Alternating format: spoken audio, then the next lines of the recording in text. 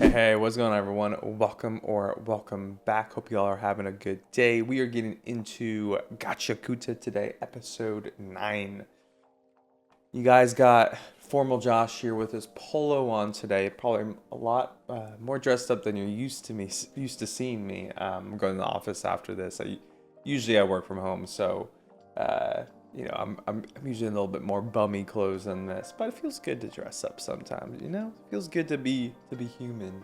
I don't know if any of y'all work from home a lot, but like I used to go in the office before COVID, before the pandemic, and I have the same job and everything, so it's just kind of like different standards or whatnot. But like now, like I don't know, I got so used to staying home, and I don't know, there's just like no reasons to ever like dress up at all, or like, and by dress up I don't mean like to the T or something, like get a suit on and all this crap. I mean like just wearing like jeans even.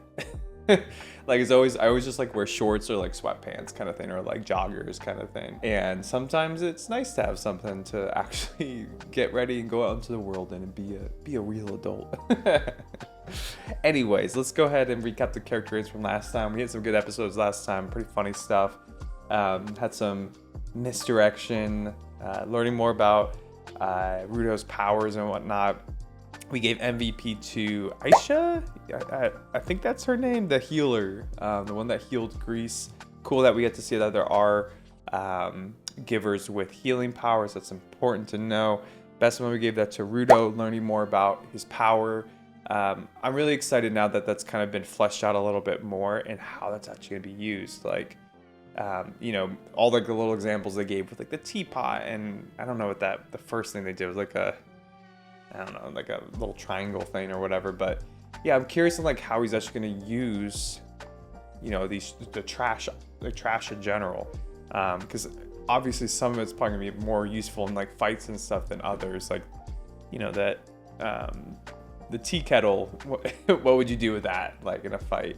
I guess it doesn't have to be just fights, it could be practical stuff too, but obviously this seems to be pretty much an action show, so I'm assuming that he's gonna have to find some things that are gonna be like cool to use, but then they like they disintegrate after they're like done being used too, so that's like something that always is gonna be interesting. Like he's not gonna be able to like get used to one kind of like weapon or something. That it's almost a downside to it too, almost.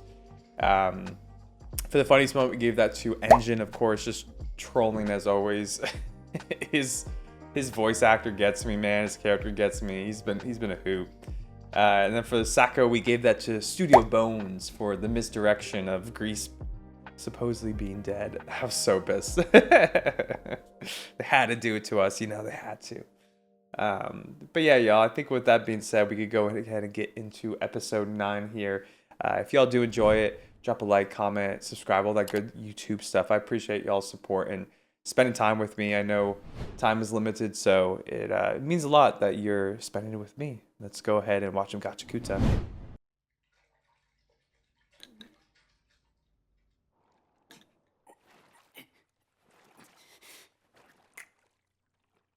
Oh, I wonder if they'll ever answer like what really happened to his hands, dude.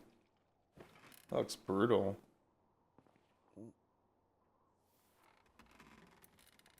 すんごい夜更かしだね。もう4時だよ。明日出発。His babe. なんで俺の部屋にいつの間にこの上、私の部屋なんだ。なんかうめき声聞こえ The る。moaning and groaning. Jeez. てか俺のベッドに She sure is, man. その手が原因？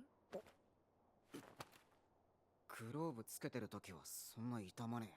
でもたまには笑わねえとだろ。やばな傷だな。やけどじゃなさそうだけど。クソ親に聞かねえとわかんねえよ。親っていろんなものくれるよな。I sure do. いいことも悪いこともね。 Man, mysterious. She's something, huh? Poor Rudo. He's got his hands full. Well, maybe not poor Rudo. He's blessed.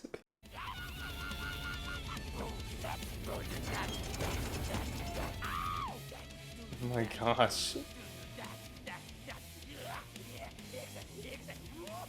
Is this the graffiti guy? Crazy, dude. ルド君のフルフェイスができるまで先に最後の下準備をしに出発してもらうよ。 Yeah, full face 俺ら what? 掃除屋が均一に出向くとき、身につけることを義務としてるもんだ。これな。懐かしい。 Yeah, he looked real cool. 俺らのフルフェイスや服をそいつが作る。 Oh, he's gonna make Rudos? ただ期限を決めると調子崩してろくなもんできねえから、そいつのペースに合わせてるんだ。過ぎてキレられてたね。 Of course, Zongo be the one to rush him, dude. 簡単に言えばおまじないをかけてもらうんだ。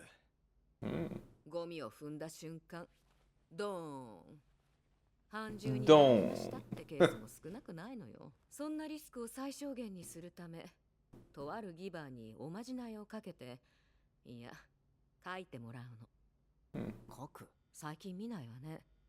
忙しいのかしら。いたらいちいち出向かなくて済んだのにな。 Mm. I don't like that he hasn't been there in a long time. Doesn't sound good. キャンバスタウンだ。 City of Graffiti. Ooh. Yeah, of course. No, it looks like we got actually a pretty big squad. こいつらだ。 Wow, squad up. All Rito's thinking about is that Rio, man.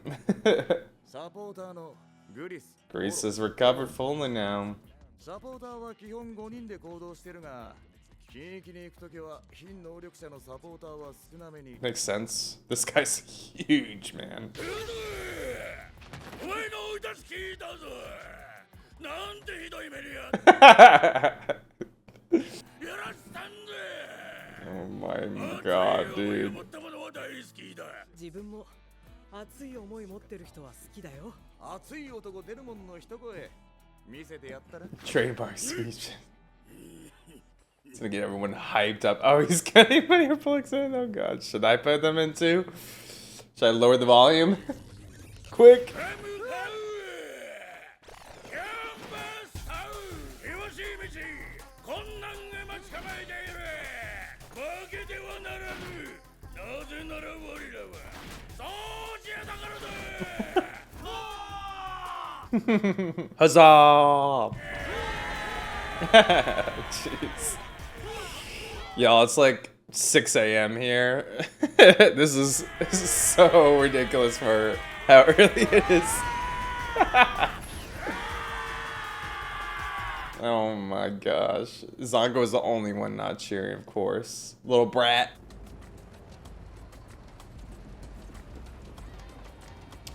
The design of the world is very cool, man. Feels very unique. At least for animes that I've seen. The only thing I like can compare it to ever, which I think I've mentioned before, is like oh, what's it called? I'm blanking on the name. Well, I have another comparison. Book of Eli, like, you know, kind of like post-apocalyptic kind of worlds. Jeez, man. Yeah, like, look at that. It's so cool. It's got a lot of flair to it, a lot of style. 大きい町は大体ドーム状だね。展開のポイ捨てから身を守るためさ。Oh, that makes sense. 町に住めなくて野ざらし状態で生活する者の多くはゴミの雨に潰されていくんだ。 Trash rain, bro. Jeez. That's grim. 習慣を許してしまった者たちが悪いんだ。 I remember what I was thinking of. Mad Max. この街変だぞ。扉開いてんのに中に入れねえ。なわけねえだろ。マジどうなってんだ。 Can only like cleaners go in? Or giver? No, wouldn't make sense as givers. 大丈夫だルド。普通に入ってこい。この街は変な考え持ってなけりゃ出入り自由だ。 So those guys are some shady fox. Damn. That was cool. That kind of looked like Kaiju number 8.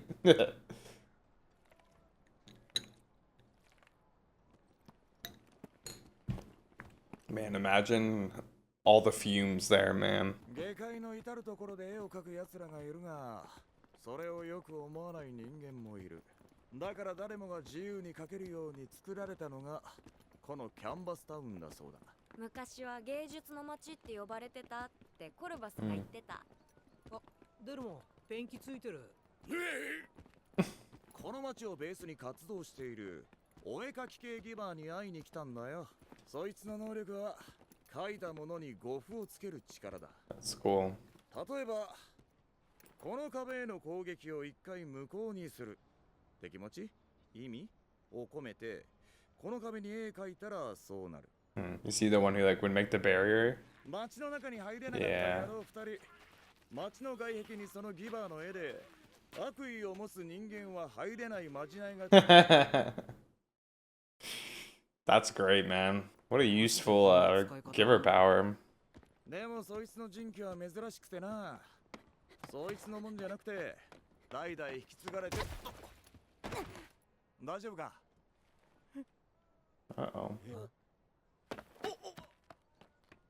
You've done it now, engine. It's all your fault. エンジンがなかった。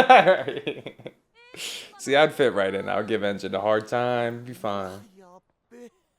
思ったより早かったな、掃除や。またゴブにまじない頼みてんだけど、今日 God. はどこにいるんだ？五分 Gob. そのことだが、お彼は今朝 Literally this morning? 死んだよ。 Jeez, dude. That's shit timing.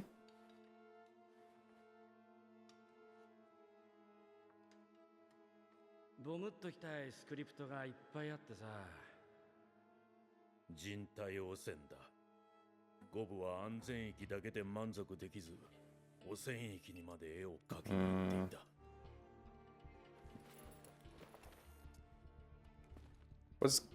Was Gob the one that was, or God the one that was painting this guy? Okay. So it was this guy. よく見ておけよ、ルド。自分のやりたいことをブレずにやり続けてる男。 I kind of thought this guy was the one who was making Rudo's mask, but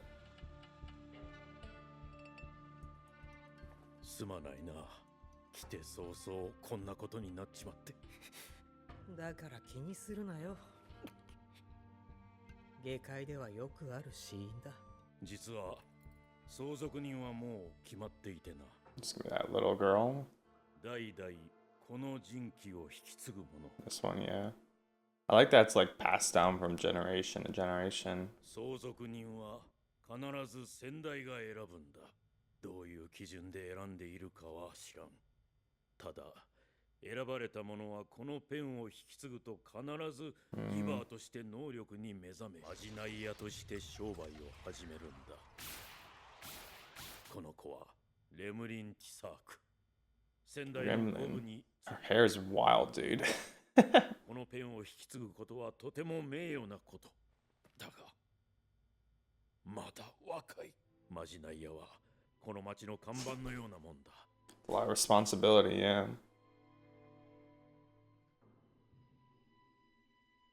ギバーにすぐなれるやつもいるんだよな。物は時間かけて大切に扱わないと人気にならないけど、ギバーとしての素質がもともと高い人間は自分のものじゃなくても人気を手にすればすぐギバーになれたりするんだよ。人気の質の高さありきの話だけど、残価みたいに言うならそこも才能なんだよな。才能以前に人気の継承自体すごく珍しいことだけどね。Yeah.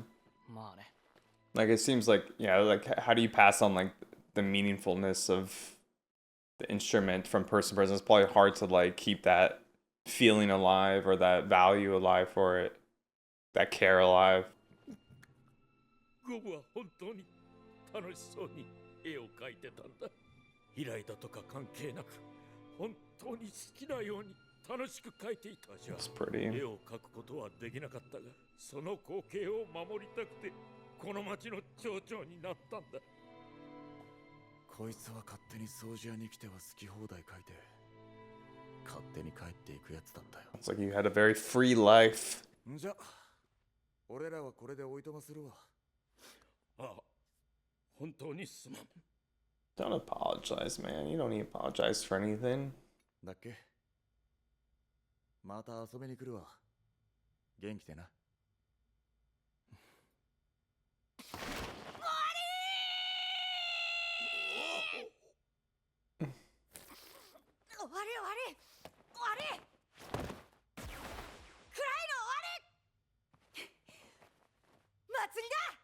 Oh.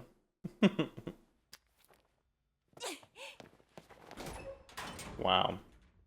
That's some maturity right there. Just gonna go paint something in his honor or something. ゴブが死んだのすごい辛いし悲しかった。でもきっとみんながシクシクしてもゴブはあの世で楽しめない。だからこそ。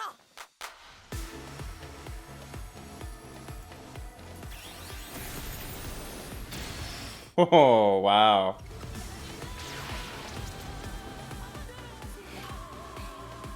Cool.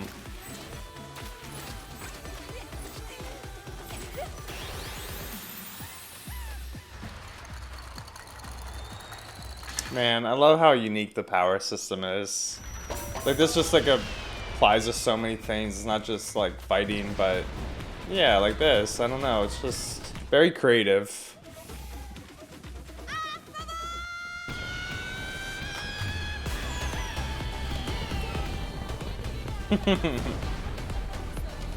Aww.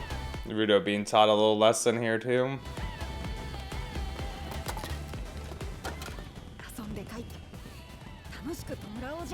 Yeah, it's hard to recontextualize loss a lot like that. すまないな、エンジン。やはりまじないは時間がかかりそうだ。知ってる。ここはキャンバスタウン。楽しさと自由の街。 Freedom, man. Freedom and joy, man. More than the sphere probably has.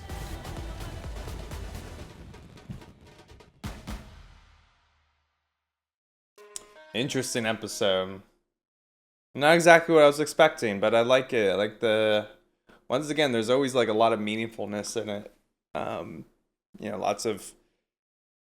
I don't know, on the surface, like you could just focus on kind of the plot line and stuff, but there's always a little bit more deep meaning within like kind of the, you know, the things that are happening, like this Gob dying and taking joy from it instead of just sorrow, you know? All right, y'all, let's go and get in the review section here, talk about this episode for a little bit.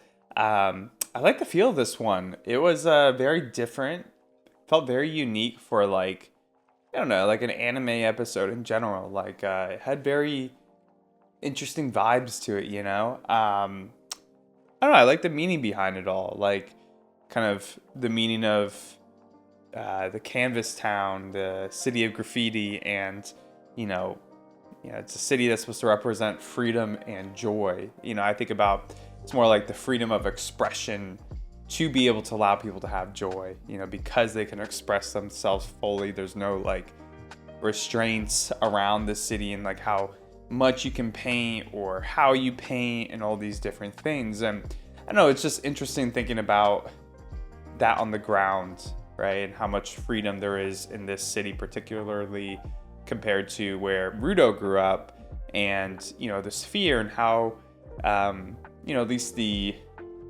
you know, the place where all like the, you know, the aristocrats were kind of thing, the wealthier people, you know, it's all clean and pristine and beautiful, but there's a lot of, you know, restraints there. There's so many restraints, you know, there's people outcasted to kind of the slums area, and, you know, there's lots of rules and regulations, it seems, kind of thing. And at least you can imply that, or infer that. But yeah, I just like the meaning of it all. And I don't know, like I think the coolest part to me is, well, one, the feel of it all, but second, I just really like how it's like kind of integrated with the power system too, with this vital instrument that gets passed down, and how, you know, it's really a spell that gets casted, but it's about how the artist themselves expresses it into their work, right? So they can express a spell into their work. So, you know, the, you know, protecting from people with bad intentions coming in, blocking them. That's really cool. Like it's something that you would see in other, you know, fantasy kind of worlds and whatnot, you know, magical system. But this is like, it's more, there's like more unique circumstances or requirements to be able to cast certain things like that. I don't know, it's just, that to me is really unique. And, you know, especially of course at the end with, you know, creating the fireworks out of all those cans and kind of trying to express a celebration, a joy, you know, some joy to celebrate the life of Gob. I think it's Gobe. That's kind of how this sounds, but I definitely would call him Gob, Mr. Gob. But yeah, no, I just like the meaningfulness of it. You know, there's so much meaning in it all, and you see that especially with Remling and how, you know, she's very sad, and of course Gob was like a brother to her, and she probably has the most reason to be sad out of everyone there. Maybe the mayor himself seems like he knew Gob really well. The city kind of seems to be mourning a little bit in general, but you know, she takes so much meaning from this, her responsibility to take it on and celebrate Gob's life at the end there. And I really liked how the city kind of like, and even the cleaners all kind of got behind it. You know, it was really cute to see that.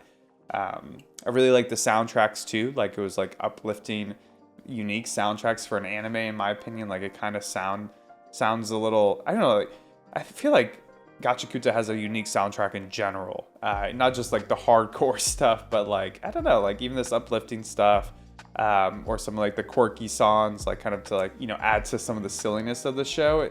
I think they have a very unique style, which I appreciate a lot. Let's go ahead and get to the character ratings for MVP and best moment. I'm gonna give that to Remling. Yeah, I don't know. I just love the importance of her kind of taking on this, you know, this generational vital instrument. And even though she's so young and everyone's so worried, you can tell that she's going to be completely fine with it based off how she kind of takes on the responsibility of it. And the first thing she does is kind of honor Gob and tries to lift everyone's spirits with it, and, you know, express joy like Gob would want, you know. I just love that. I think that's so important. And I really especially like, you know, the best moment part of it. I really like the fireworks, and it's particularly what we see and what it instills in Rudo. You know, he remembers Recto, you know, him holding his hand. I thought that was a really heartfelt moment, and I don't know, I just really love that.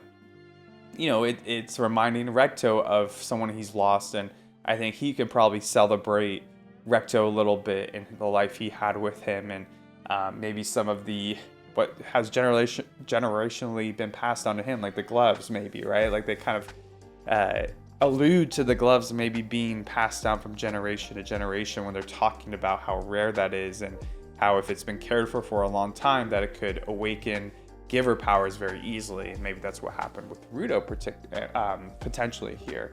But I don't know, I just love that he remembered Recto in that moment. And for the funniest moment, I'm gonna give that to Delman. I think his name is the big guy, in his speech, and just how everyone got all, like, whether they liked it or not, they got riled up and all hyped up. That was really funny. And we'll skip over the Sacco this time. No one deserves Sacco. So, but yeah, y'all. I don't know. I think overall, so far in the show, I just really like the uniqueness of it. You know, it's not like I'm like, you know, so hooked or bought in that like the show is like my favorite already or something, but I just really appreciate the uniqueness. I think it's fun to watch a different kind of show. It's a different kind of anime. You know, everything feels like refreshing, you know, kind of thing. Like, it's not like a typical shonen or something. The power system, although, you know, there's similarities to some other ones, it's so grounded in its own uniqueness that it feels completely different, which I really, really appreciate. So, I don't know, let me know what y'all think about the show so far. I definitely am enjoying that part. I wonder what y'all think about it. I couldn't really compare it to many other shows so far, at least other animes that I've seen personally. So, yeah, we'll see where it goes from here. Like, I feel like the potential is kind of nuts. Like I could see if the plot continues on. Like, the world is already really unique too, and like already expanding with the different towns, the ground. I think the sphere is such a cool and like, I don't know, like haunting place almost comparatively, like at this point where we know from the grounders and like what they go through because of the sphere to a degree, but there's so much lore that potentially could be there. I don't know, I feel like there's so much that could happen in this show that yeah, it has a high ceiling. It has a high ceiling. But yeah, let me know what y'all thought about it. Appreciate y'all spending your time to watch some Gachiakuta with me, and I will catch you next time. Peace.